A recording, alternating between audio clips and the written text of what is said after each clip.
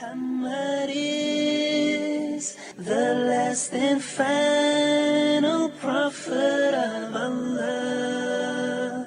He was a mercy unto the universe. Peace and blessings be on Al-Mustafa. So he began this perfect man. Assalamu alaikum wa rahmatullah. Peace and the mercy of Allah be upon you. Welcome to Hadith Principles. We're learning about the Hadith of the Prophet Muhammad, peace and blessings be upon him, and the principles by which we can evaluate and enhance our understanding and appreciation of this great treasure of Islam. We have here in the studio our supporters and assistants in this, and we've been really getting a great deal of benefit. Welcome, guys. Inshallah, Brother Muhammad and Brother Hussam, Brother Ayman. And we're enjoying this study. It's beneficial for us, and I hope, inshallah, that everybody will learn something. And at least, if you don't become a scholar of hadith and you become a researcher in analyzing the hadith, at least to respect the huge effort that the Islamic scholars over the centuries have placed into protecting the sources of our faith.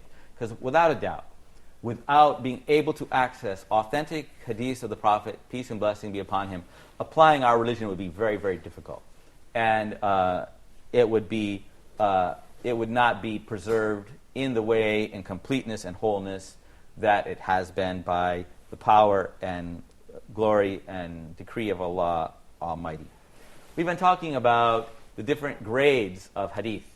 And the highest grade is the Sahih, authentic hadith, and then the Hasan hadith, the good, okay hadith, and the lower grade, the lowest grade is, of course, the Da'if, the weak hadith. A hadith that does not reach the level of Hasan and does not have supporting evidence to raise it above that level. Usually this weakness in the Da'if hadith will have, for example, the discontinuity in the isnad. And we talked about how the isnad must be continuous, cannot have any gap or cut. So each person on each level going back to the Prophet had to have heard this hadith from the other level. And it cannot be, therefore, broken chain, or it cannot have tadlis, in which we don't know, where somebody has disguised the true identity of the narrator, so we don't know if it was narrated from an authentic source, and we cannot find any other authentic sources to back it up. And so it would be a munqata hadith or a mudallas hadith. Also, the people in each level, their character. In a da'if hadith, of course, it may contain people who are known for being very forgetful, for not being dependable in Islamic knowledge, being dependable in their belief and practice of Islam. Perhaps they were from a bid'ah group, an innovative or heretical sect that was known to forge hadiths, or maybe he was a person who was known to not be able to record, memorize, or produce hadiths in a dependable fashion that were free from mistakes, and we don't have anybody else to back up his version or his hadith. And so anything about his character, and especially if there was shadh hadith, if this hadith was contradictory to better sources, then it will be, of course, considered a very weak hadith, and it will not be acceptable as a source for our Islamic teaching. There are so many weak hadiths that we may hear about. We're going to discuss some of them and give some examples of weak hadiths that we are aware of, and of course there are many. Some people will say, well, why? If they say, well, Bukhari went through 100,000 hadith and he just narrowed it down to 6,000 hadiths that were sahih. So you have all this weak hadith. In fact, the majority of hadiths are not weak. There are many, but when they say there were 100,000 hadiths, they were not all weak hadiths, but they may not have been on the level of authenticity that Imam Bukhari wanted for his book. There were many sahih hadiths that he did not place in his book.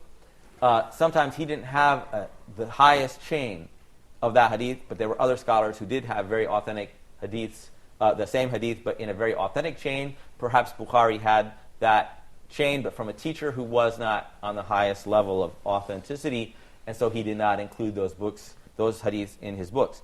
So there are many, many da'if hadiths, but they are not the majority.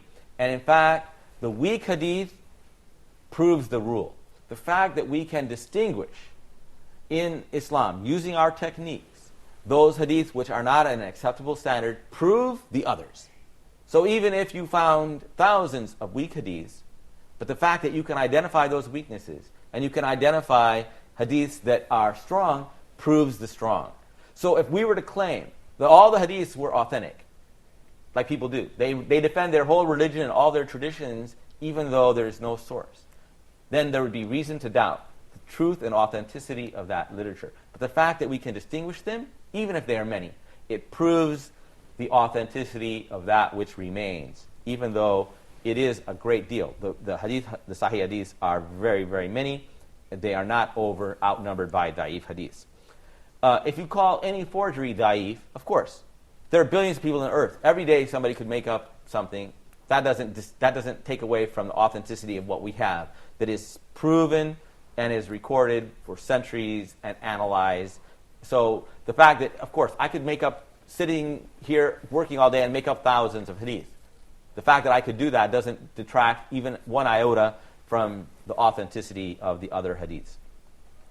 There's a famous saying that we often hear: paradise is under the feet of the mothers. Yeah. Paradise is under the feet of the mothers. And this hadith, the wording of this hadith without doubt is da'if. But in fact, the meaning of this hadith is found in another hadith in Ibn Majah and An-Nasa'i. These are two of the four sunan. So we have the six, what they call the most authoritative books, or so-called, and four of them are the Sunan, Tirmidhi, Abu Dawud, and Ibn Majah and Nasa'i are two of them.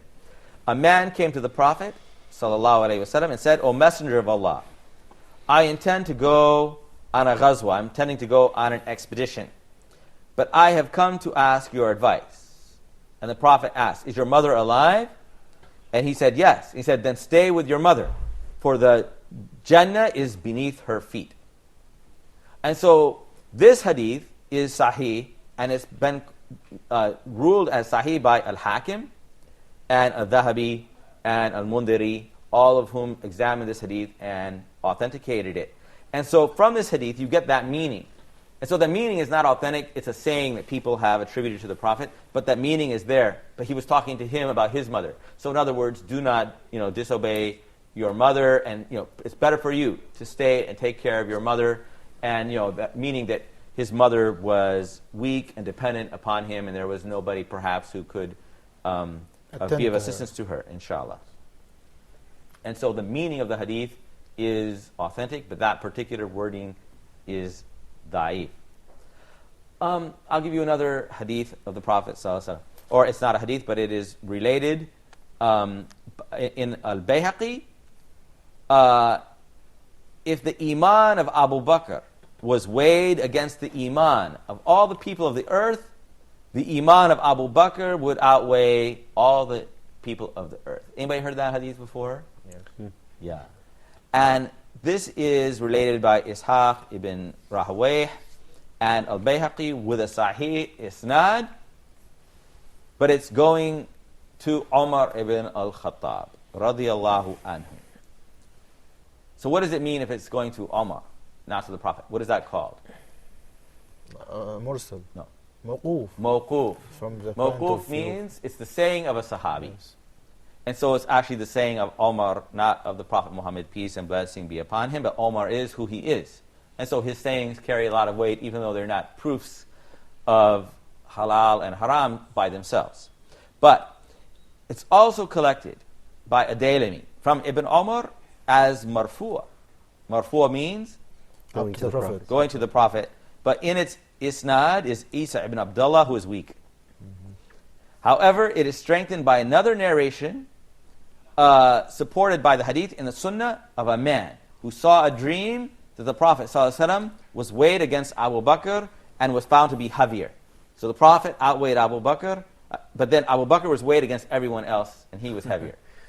So that hadith strengthens. So it's really mawquf saying of Umar, but Allah knows best. But there are different weak hadiths that sort of strengthen each other. So I don't know, Allah alam. The meaning would be Hasan. Allah knows best. Here's one. We have returned from the lesser jihad to the greater jihad. Anybody heard that? Yes. You have any idea what does that mean? Yes. We came back from the lesser jihad, which was meant to be an expedition, and the higher jihad, which is the jihad against one's own his soul, or against the temptation of life and his lust and his desires. Yeah. So the lesser jihad is jihad asghar. Yes. The minor jihad is fighting the enemy and defending Islam or defending lives and property and religion of people. And the greater jihad, jihad al-akbar, is then purification of your soul, struggle against your soul. First of all, as far as the meaning of that, in order to be an actual jihad for the sake of Allah, you have to be devoted to Allah alone. You cannot have any selfish motivations. And so jihad akbar means fighting against your selfish motivations. So you'd have to have jihad akbar before you could have that jihad asghar, so-called.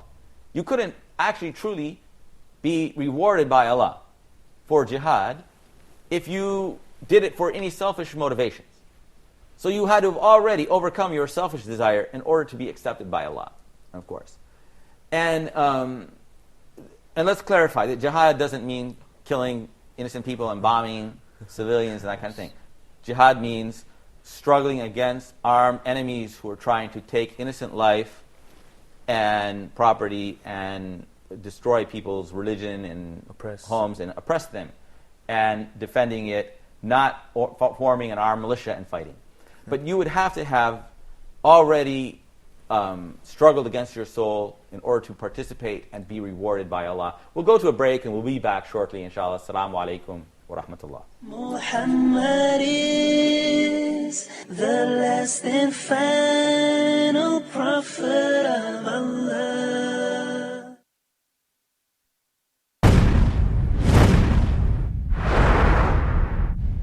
Why righteous companions? It is Islam that given us the sense of dignity. I love all of them in a way that you cannot imagine. That Umar ibn al-Khattab radiallahu anh would say something and the Quran would come down matching what he said.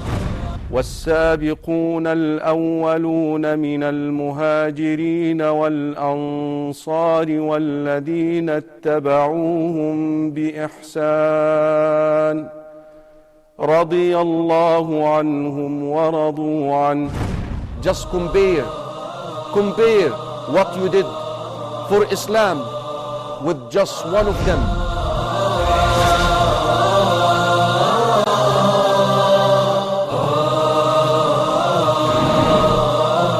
The entire staff at Huda would like to wish you a wonderful and blessed Ramadan. Muhammad is the last and final prophet of Allah. Assalamu alaikum and welcome to Hadith, or welcome back to Hadith Principles.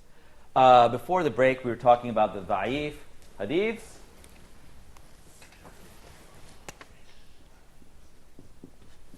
And so da'if is an Arabic word. It actually means weak. And so it is literally a hadith that contains weakness. The chain is broken. Or there's somebody practicing tadlis. That is, they're hiding the true origin. When you have the chain of narrators, they're hiding the real narrator who may be very weak. Or there may be other hidden hidden flaw that renders this weak. Maybe one of the narrators is known as a liar or a person who is part of a sect or group that invent hadith or lies or any major character flaw, and there is no other supporting evidence that would make you believe that that was a source for Islamic teaching. And so da'if hadith does not reach the level of hasan or a sahih hadith. It's broken, you can't trust it, or one of the narrators has a character flaw, and you cannot find supporting evidence that would raise that above the level of a weak hadith. Before the break, we were talking a little bit about this hadith that we've heard, and lately, in the last few years especially, we've been hearing that said by everybody. In Islam, really, jihad means jihad an-nafs, the struggle. And that is actually true. It's part of Islam. And of course, all of Islam, we have to struggle against the inclinations of our souls, the inclination to do what is wrong. But Islam, there is a real concept called jihad, but it is not something evil or violent. It's necessary that we defend our country and against armed people. Jihad isn't something that you can form your own group and you go out and kill people. In Islam, we're not allowed to take the law into our own hands. We're not allowed to go and kill people because we believe they're guilty of a sin or a crime. But in Islam, people are innocent until proven guilty in front of a fair court with fair evidence, and they're convicted. Then they are punished. And if they're guilty of something and they escape the punishment in this world, Allah has a court. Allah will judge them in a better court in the day of judgment, and nobody will escape from the punishment of God. But it's not for me to implement Allah's justice on people unless I have the authority to do so by the government. And so in Islam, we're not allowed to be involved in groups that are involved in violence and militancy. That's not what jihad means. But the jihad an-nafs is a requirement for any Muslim, that you try to resist evil, resist shaitan. The shaitan is the evil inclination of human beings as well as jinn or spirits that are leading human beings astray. And so this saying, we have returned from the lesser jihad to the greater jihad. That is, the Prophet was coming back from a battle, and he said, now we've finished with the battle, we're going to what is the more important jihad. This is related as marfu' by al-Bayhaqi. What does marfu' mean? Up to the Prophet. Up to the Prophet. It goes all the way up to the top. But al-Hafid al-Iraqi, the Hafid means the great scholars of hadith, al-Hafid al-Iraqi said this is a da'if isnad. But Ibn Hajar says it's actually the saying of Ibrahim ibn Abi Abla, who is a successor, a tabi'i. So it's the saying of a tabi'i, and so it's actually then maqtu'. It's actually not the saying of the Prophet Muhammad, peace and blessing be upon him. It's actually the saying of Ibrahim ibn Abi Abla.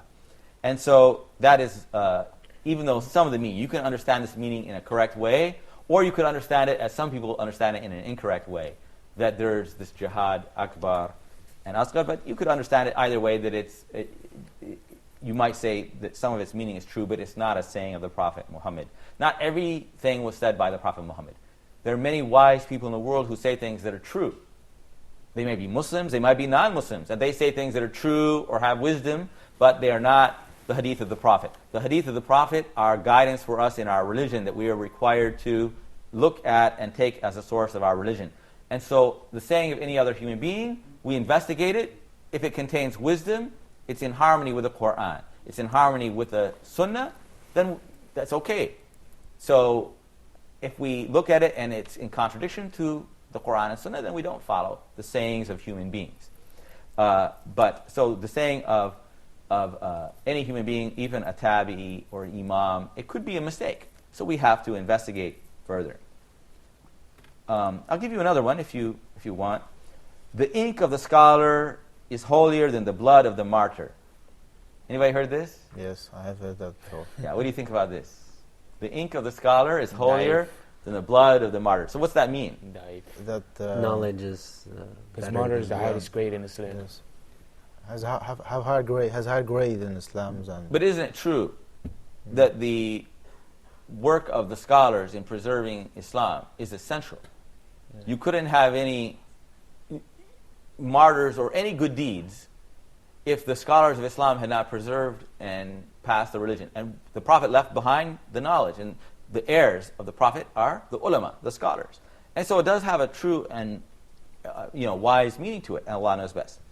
This is mentioned by Al-Manjaniqi in his collection of hadith on the authority of Al-Hasan al-Basri. But Khatib al-Baghdadi says that it is hadith mawdu' as a narration of the Prophet. It is not authentic as a hadith of the Prophet sallallahu alaihi wasallam. It's actually a statement of Al-Hasan al-Basri. Hasan al-Basri is from the second generation. He's a tabi. Yes. And so it's his opinion and his statement. And you can interpret it in a way that's nothing wrong with it at all. It depends on the way you interpret it, but it's the saying of a human being. Al-Hasan al-Basri is a great imam in Islam, but there are a lot of things attributed to him which are not actually authentic hadiths of the Prophet. Yes, I have a question, please. If there's a certain issue today and there's a da'if hadith about it and there's nothing else about it in the sunnah, can we use it? I mean, if you're using it to establish an act of worship or to forbid something or to command something, you can't use it. If you find a meaning in a hadith, like these hadiths, some of them, the meaning is there's nothing wrong with it. You can use that, but you are not allowed to attribute that to the Prophet. So it's better to say, it is said, such and such is said, it's a wisdom, it's a saying. And so even if you have a doubt, and you're not sure if it's authentic or not, you can say, it's related about the Prophet sallallahu alaihi wasallam. He said this. It's been related by people, but it's not proven that it's a hadith of the Prophet. Peace and blessing be upon him. But by no means can you require people to follow the meaning of something that is not authentic. Excuse me, sir. Yes. Boundary over all the texts of traditions that you have mentioned, we can land to the conclusions that the Muslim scholars, not only did they preserve the hadith, the authentic and the good hadith traditions, but also they were so honored and they kept the da'if hadith and or the weak traditions. Well, that's interesting you said that, because a lot of people, they ask that, they say, why do we have all these books of da'if hadith and mawdu' hadith? So we have separate books scholars have made. Yes, that's right. Like Ibn al-Jawzi, for example, has a book of mawdu' hadith. Why would you collect forgeries? Mm-hmm. Why would you collect weak hadiths? And it's very important. Actually, it is very important they collect those. One, they preserve them so that we can know those chains in case we find those same chains elsewhere. So if I've identified this chain as being weak, then I can look for it in other places. And so that's valuable evidence. Also, so we can know that they're weak hadith and we will remember them. So if you read a whole book of weak hadith, you'll remember them. And then later on, you hear that hadith, you say, I remember reading that in the book so-and-so that said that was a da'if hadith. Or at least you could go back and look it up for yourself. And so it's very important, actually. And also, in case there are other chains of weak hadiths that might support that. So maybe you have a weak hadith here and a weak hadith there, and then you are able to build up a case that might raise it up to a higher level. So there are reasons that they kept them. So they didn't just burn them or throw them away. There was an era in human history, especially in Europe, where they used to, anything they disagreed with, they'd burn it. But in Islam, they preserved all that knowledge and published it. And, these books are still available in manuscript form from the Middle Ages. And we have those in libraries all over the Muslim world, as well as Europe and America. The books of the different scholars in the Islamic discipline, many, many, many tens of thousands of manuscripts. Many of them haven't even been published. A lot have been published in the last 50 years or so, but many still have not been published. There's lots of knowledge there that we've only maybe scraped the surface of some of it, and Allah knows best. I'll read another hadith to you, where Jabir is narrating from the Prophet ﷺ, forbidding urinating in running water. Al-bawl, running in al-ma al-jar. And in the book Fiqh al-Sunnah, he claims this is authentic. In fact, it's not. It has mudallas in it, Abu Zubair, and it's contradicted by the hadith in Sahih Muslim that the Prophet forbade us from running in the water that is stagnant water. Because then we're polluting the stagnant water and then you can't purify from it, but the running water is not the same. Thank you very much for being with us. Inshallah, this has been beneficial for everybody. Assalamu alaikum wa rahmatullahi wa barakatuh. Muhammad is the last and final prophet of Allah. He was a mercy unto the universe. Peace and blessings be on Al-Mustafa. So he began this perfect man, sending his word across the land, leading only by his sunnah and the Quran, the word of Allah. He brought the answer to this cruel world, our beloved Prophet Muhammad.